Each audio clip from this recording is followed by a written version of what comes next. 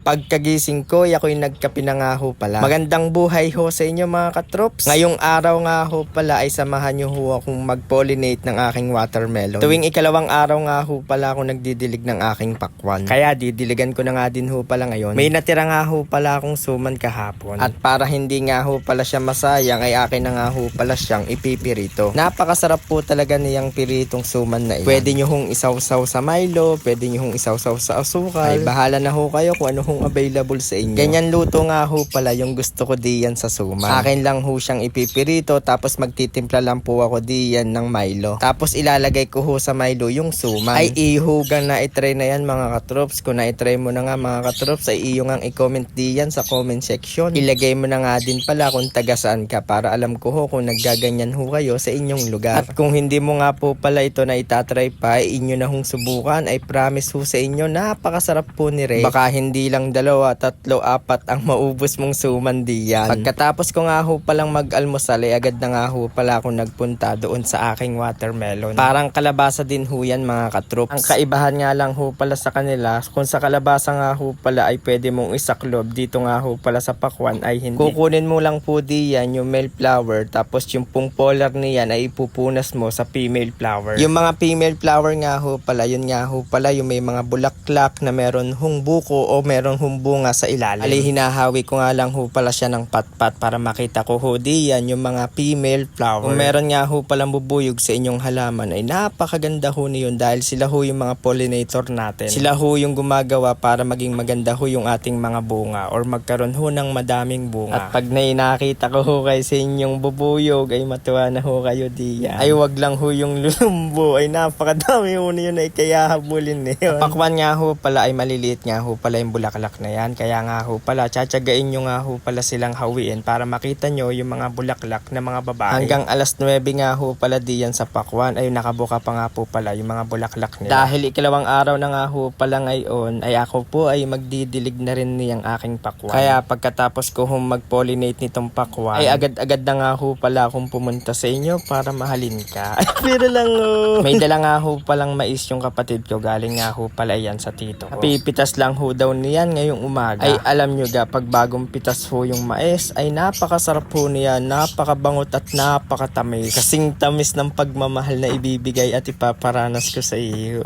Biro lang ho. Anong luto nga ho pala yung ginagawa nyo diyan mga katrops? Baka nga inyong ma-comment diyan sa comment section para mailuto ko din ho sa mga susunod ho nating araw. Kasi kadalasang niluluto ho namin diyan mga katrops ay nilaga saka nga ho palang ginataan na mayroong malagkit. Ang pagkain nga ho pala ng mais ay nakakabuti ho sa inyong buhay. Maisa sa katuparan mo yung pangarap mo maging kayo ng crush mo. Meron lang ho. Ang gagawing luto ko nga ho pala diyan mga katrops sa aking mais ay nilagang mais nga ho pala. At habang nilalaga ko nga ho pala yung mais ay ako magdidilig naman ho ng pakwan. Ali patubig na nga ho pala yung gagawin ko para mas sawa nga ho pala sa dilig itong aking pakwan. Mas maganda ho kasi sa halaman pag sawa nga ho pala sa dilig. Nung aking sinubukan na ho yung patubig ay wala nga ho palang gasolina kaya nagpaihi na nga ho pala ko diyan sa aking motor. Bali unleaded nga pala ang gasolina niyan. One click nga lang ho pala iyan ay aandar na. Kaya ano pa hong inihintay nyo ay kay sumabay na sa akin. Ako ho'y magdidilig baka gusto nyo hong makisabay. Yun lang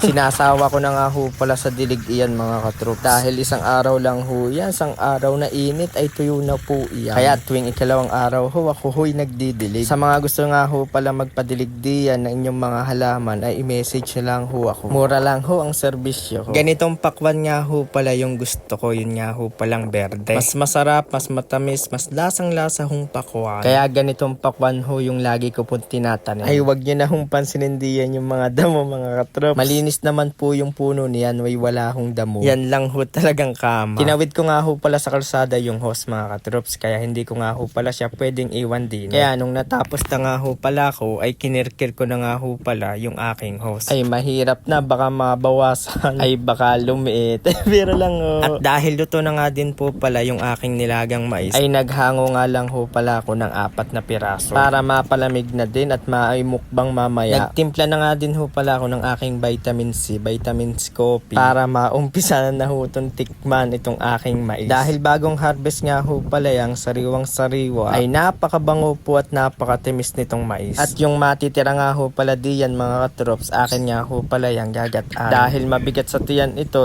na nga ho pala yung akin pananghalian. Ay makadalawa tatlo ka lang diyan ay siguradong busog na busog ka na. Sarap ng pagmamahal ko sa iyo. Ay biro lang ho. Maraming salamat ho sa suporta mga katrops. Love love!